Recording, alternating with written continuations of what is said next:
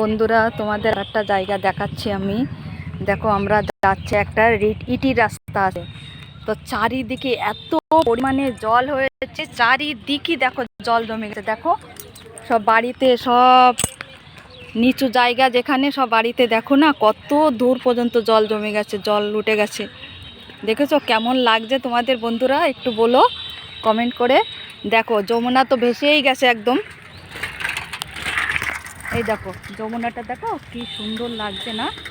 দারুণ লাগছে।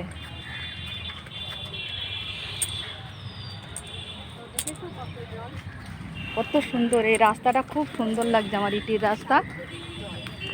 যেদিকে তাকাবা সেদিকেই জল, যেদিকে তাকাবা সেদিকেই জল। দেখো, দেখো।